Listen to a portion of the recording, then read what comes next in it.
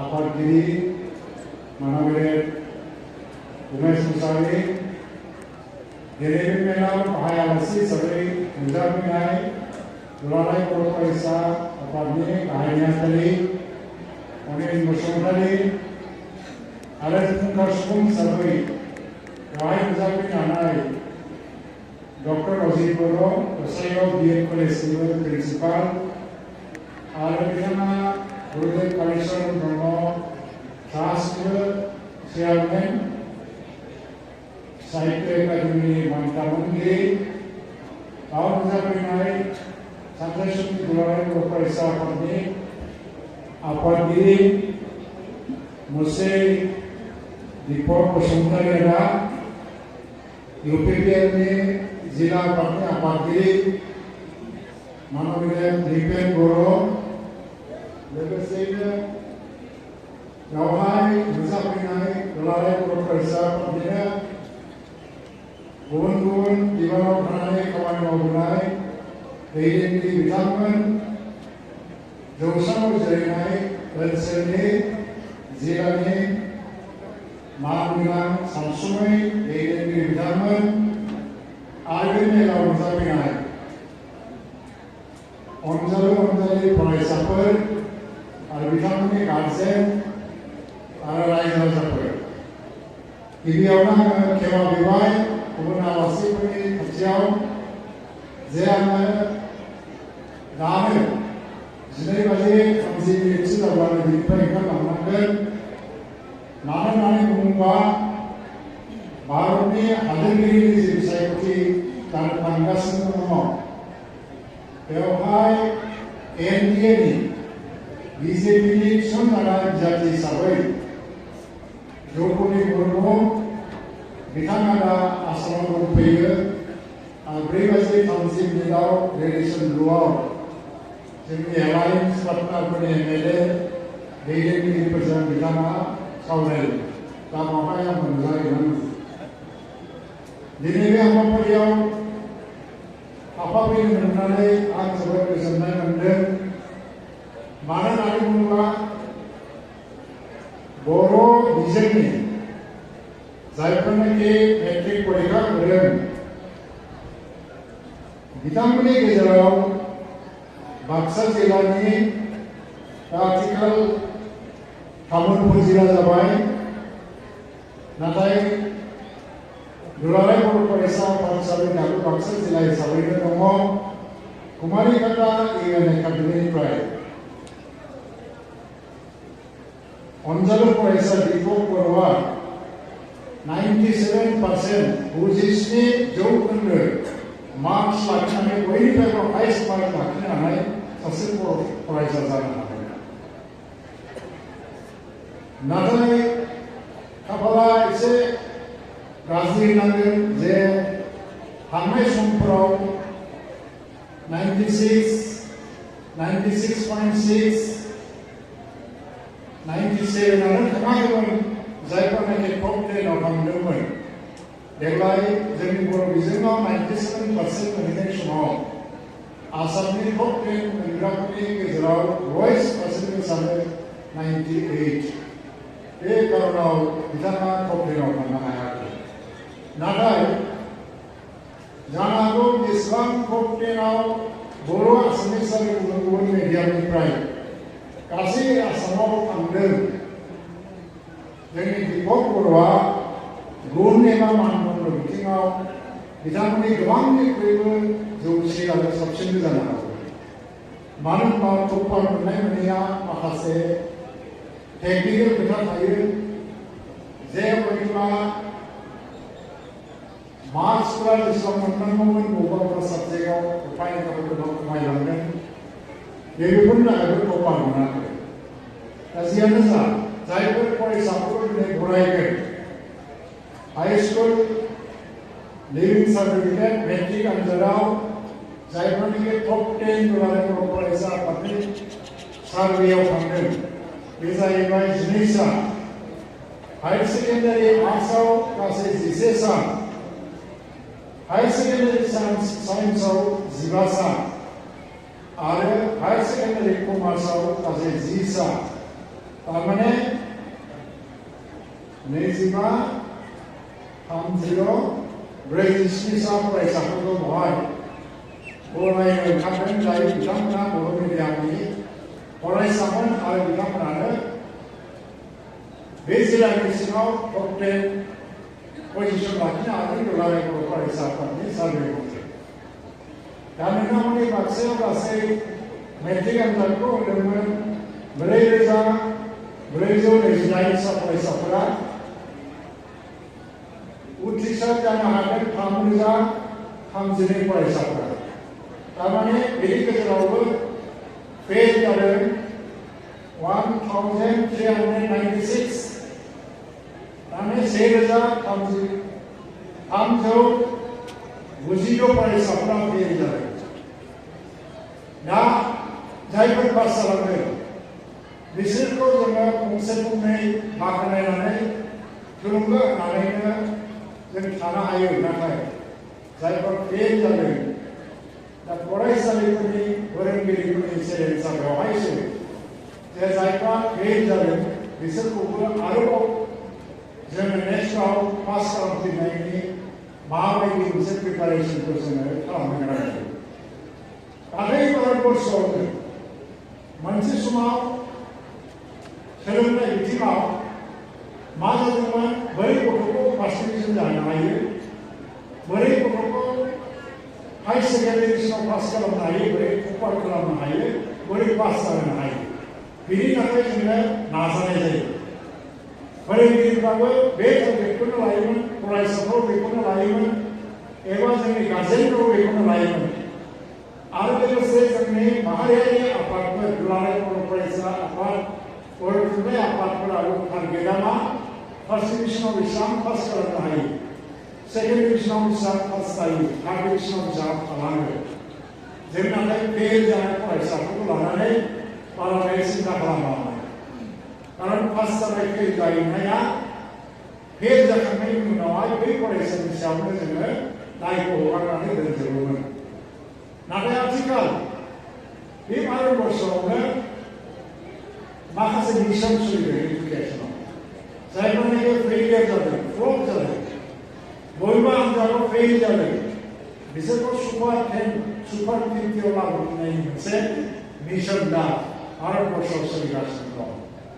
दा जोंनि गेजेरावबो बर' मिडियामनि फरायसाफोर जेसेबां फेल जादों बिसोरनि स्पेशल मिशननि गोनांथि जाहैबाय। दा बड'लेण्डआवबो दिनै सुपार 50 मोनसे मिशन लानायनि बाथ्रा फोसावबाय थादों। बिसिनिफ्रायनो सोरखौबा IAS अफिसार बानायनाय, SS अफिसार बानायनायनि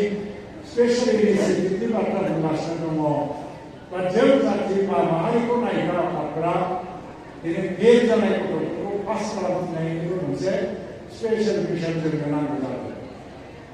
बर' मिडियामखौ जों मोनसे समाव मा हिसाबै लादोंमोन, जोंनि रावखौ फोथांनायनि थाखाय, हारिमुखौ फोथांनायनि थाखाय। आरो बर' मिडियामखौ जों माबोरै बुंदोंमोन, मिडियाम गैयाबा बर' रावा थांनानै थानाय नङा, आरो बर' राव गैयाबा बर' माहारिया थांनानै थानाय नङा। बेफोरनो जोंनि एक्सप्लेनेसन। नाथाय आथिखाल बर' मिडियामा बर' राव लाखिनायनि थाखायल' नामा, बर' मिडियामा बर' रावखौ लाखिनानै बर' हारिखौ फोथांनायनि थाखायल' नामा, बेफोरल'मा नामा बर' मिडियामनि सिन्थाया? बे मोनसे गोदान प्रश्न। मानो होननानै बुङोब्ला दानि गोदान मुगायाव मोनसे हारिनि राव लाखिनायाल'नो सोलोंथाइनि थांखि जानो हाया। जुदिअ बेयो मोनसे थांखिब्लाबो मूल थांखिया साफा साफा फरायसाफोरखौ efficient, competent, able and capable student बानायनांगौ जायो। दा सासे गथ'नियाव स्पर्ट्सनि टेलेन्ट दंबा बेखौ स्पर्ट्सआवनो दावगानांगौआबो एडुकेसननिनो बिबान। सासे गथ'नाव जुदि मिउजिकनि टेलेन्ट दङबा बेखौ मिउजिकआवनो सिगां लांहोनांगौआबो जोंनि शिक्षानिनो मोनसे बिबान। सासे गथ'आ जुदि आर्ट्सआव टेलेन्टेड बा सासे गथ'आ जुदि साइन्सआव टेलेन्ट दङबा बेखौ गावबा गावनि इन्टारेस्टआव दावगालांहोनांगौआबो जोंनिनो बिबान। That means what? सासे पारफेक्ट एन्ड कमप्लिट मेन बानायनो थाखाय शिक्षाया मोनसे टुल्स। बे हिसाबै जों दा रावखौ फोथांनाय एबा रावजों हारिखौ फोथांनायावल'नो सिमा दोनालासिनो खारन राव फोथांनाय रावखौ रावजों हारिखौ हमथाना लाखिनाय नों बावहायनो सिमा दोनबाय थायोबा फरायनानै मेट्रिकखौ थार्ड डिभिजन जायो सेकेन्ड डिभिजन जायो जाबानो जाबाय आरो जोंहा साननांगौ गैया आरो मिडियामा थांनानै थाबानो जाबाय जोंहा बावहाय जायो जे थाखि माबाया थांखिया नाथाय दा दिनै सासे मानसिखौ जुदि माने क्वालिटि स्टुडेन्ट बानायनांगौबा क्वालिटि गोनां सासे सुबुं बानायनांगौबा राव आरो राव हारिमुखौ फोथांनायावनो बे सिमाखौ जोङो बोनानै दोननो हाला जोङो दा मानसि बानायनांगौ बियो ग्लबेलि एक्सप'जार जानांगौ जाहैबाय मुलुगनि जायखिजाया जायगायाव थांनानै बिजनेस खालामनानै एबा साख्रि मावनानै थांनानै थानो हानाय मानसि जानांगौ जाबाय दा बिनिखायनो जोंनि बर' मिडियामनि फरायसाफोरखौबो बे लेभेलाव बानायलांनांगौब्ला जोंहा माखासे एक्सट्रा इंलिश नांगौ जादों दा दुलाराय बर' फरायसा आफादा बेनिखायनो दिनै माने सिभिल सार्भिस एग्जामिनेशननि कचिं बा अरियेन्टेसन लादों बिटिसि गभर्नमेन्टनिफ्राय फ्रि कचिंनि थाखाय माखासे बेबस्था लादों टेलेन्टेड गथ'फ्रा एसएस जानांगौ डक्टर जानांगौ इन्जिनियार जानांगौ आईआईटि थांनांगौ मेनेजमेन्टआव थांनांगौ लोगोसेयैनो एभारेज जायफ्रा एसएस डक्टर इन्जिनियार एबा आईआईटि थांनो हाया बिनि उनावहाय थानाय एभारेज गथ'फोराबो बिजनेस मेनेजमेन्ट हटेल मेनेजमेन्ट माने सेल्स गार्ल सेल्स बय आरो बिनिफ्राय लानानै जोङो एन्टारप्रेनियरशिप डेभेलपमेन्ट खालामनायनि लकेलावनो जेसेबां एभेलेबल रिसोर्सेसफोर दङ बेखौनो मोनसे बिजनेस प्लेनाव सोनानै जोङो इक'नमिखौ डेभेलप खालामनांगौ थारमाने मा सोलोंथाया दा एमप्लयमेन्ट नागिरनायनिबो जानो नाङा जोङो दा एमप्लयार जानांगौ थारमाने सासे मानसिया लेखा रोंनानै जेला एन्टारप्रेनियरशिपआव हाबो बिजनेस मावो बियो 10 जन मानसिखौ एमप्लयमेन्ट होयो नाथाय सासे मानसिया लेखा रोंनानै जेला गभर्नमेन्ट जबाव थाङो बियो गाव हारसिंबो एमप्लय होयो गुबुनखौ एमप्लयमेन्ट होनो हाया जेब्लानाखि बे समाजनि गेजेराव एमप्लयारफोरनि संख्याया बारा जादों नांगौबा 2000 3000 बेथन होनानैबाबो एमप्लयमेन्ट लाखि एमप्लयमेन्ट हो सोरबा 10,000 15,000 होनानैबाबो एमप्लयमेन्ट हो तो बेबायदि एन्टारप्रेनियर आरो एमप्लयारफोरनि संख्याया जेब्लानाखि बे जातीय समाजाव बुरजा जागोनबा बे समाजाव इक'नमिक प्रब्लेमा थानाय नङा ससियेल प्रब्लेमाबो थानाय नङा that means what we have to manage our economy on our own and to develop that is our moral responsibility कारण जोंनि इक'नमिखौ माव गुबुननिफ्राय फैनानै सोरबाया एक्सप्लर खालामगोन मेनेज खालामगोन डेभेलप खालामनानै कन्ट्रल खालामगोन इक'नमिया जोंनि आखायाव थानाय नङा गाबोन समफोर दिनै बड'लेण्डआ एजुकेसन स्पेशल एजुकेसन डेभेलप खालामनो नागिरदों गभर्नमेन्ट अफ इन्डिया 400 कोटि थाखा बाहाय डिक्लेयार खालामदों पेकेज एजुकेसननि थाखाय बे एजुकेसननि फार्म प्रडाक्टफोरखौ दिहुननांगौ प्रसेस खालामनांगौ आरो बेखौ स्किल डेभेलपमेन्टनि दारै मोनसे मेकानाइज सिस्टेमाव प्रडाक्ट बानायनांगौ सिजोम बानायनांगौ इन्दिनिनो दिनै मोजां बानायदों इन्दिनिनो हेडलुम बानायदों आरो दिनै सवालकुसियाव थाङोबा मुगा पाटनि थाखाय बे सिजोंनो दिनै साखा बानायनानै हाजार हाजार जापानाव एक्सपर्ट खालामगासिनो दङ बे स्किलखौबो नोङो गावहायनो जों जुदि डेभेलप खालामनानै लानो हायाबा बे जोंनि लकेल रिसोर्सेस र' मेटेरियेलखौ बेबहार खालामनानै बिनि इक'नमिखौ गुबुना कन्ट्रल खालामगोन गुबुननिफ्राय फैनानै जों हानाय नङा दा बे बिथिङावबो नोजोर होनानै एजुकेसनखौ लांनांगौनि जिहेतु बिबान फैबायबा दा दिनैहाय जायफोरखौ फरायगोन फरायनायनि मिनिङा मा that society as a whole is expecting something great from all of you जायफोर दा 46 फरायसाफोरखौ बरायनाय जादों बिथांमोना फेल जागोन आजिबनाव फरायनाया एमए जायोना एमएससी जायोना डक्टर जायो ना इन्जिनियार जायो जाला सोरबाया हायार सेकेन्डारि पास जानानै बिजनेस मेनेजमेन्टआव थांबाय अब्लाबो जागोन but they all should be a successful man in various fields. It may be the field of sports, it may be in the field of music and the culture, in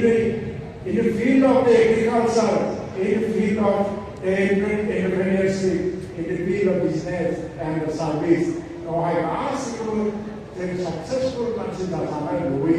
being 47 is successful. Everyone can be a successful man. Even so, I have heard this in our past elements. Dine because of first Karamane, Dine Popa Elements in the Bible, subsidiary education of Karamay, Hago, Karamizuna, ever life is performance, be not better than that. Dine, Jodi, years of Rekam, Nanaiva, Manadam, didn't business and cover for her. Not a capital for an business center. Beer business for an business from the Monsignor corporate type. Hslc for an business from the Monsignor corporate type. Not like average high secondary metric person business from the Monsignor without business from us. Mana willpower. So education now, confidence level, willpower, because of the development of Paramuzaye, are currently putting on my other then high, but psychological issues are there. Is mobile payment of my smartphone, online class, Zeki Gazen, where I have my own Saproka Sanima, where mobile phone and why. Traditional education was suggestion no more. Nada Gazen something where online smartphone, tablet pro, Duruna like sunlight of the show to love house. Manamba Kavani word, technological word. Zai of religion of the other, where mobile laptop, tablet, they are original of the other. We need the organs, they are very louder. Already high. Assembly secretary and this pro. Koi bas mane sari pas mas ni no mai koi kuma kunu file paper thanai no paperless official langas no educational paperless langas no Japan ni kita kuma no mai Facebook langai sikar raya manpun table laptop rai pergi digital smart mane pass no mane projector lai pergi तो कहाँ है बेबानी बता मिला batch निष्ठ मास जब इतनी सारी कोई नहीं करता पत्थर दवाई स्मार्टफोन को एवं मोबाइल फोन सासे को लेवल पर माने स्केल शुद्ध नमा जौलम नमा देखो कंट्रोल करना है दिमागी लाइफ को सारी लाइफ को मुझे शुमा दान में से दिमाग वाले लेवाई ना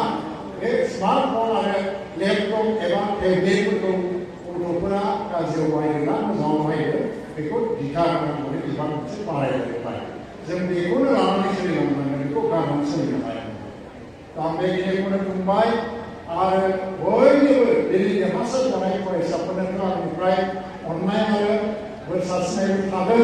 इधर मारे मसल डाले और मामा को जीवनों कोराइले समाज में साबसो प्रॉब्लम फेस करें ना एको जमीन नजर लावे जब लाए को नजर भजन कोई लगना कोई सत्य Legacy in general, scientific for support in the past summer, as the past summer action. The company persevered, and it's Romanian and people from our Nama support successful ones, and the Bunane, and the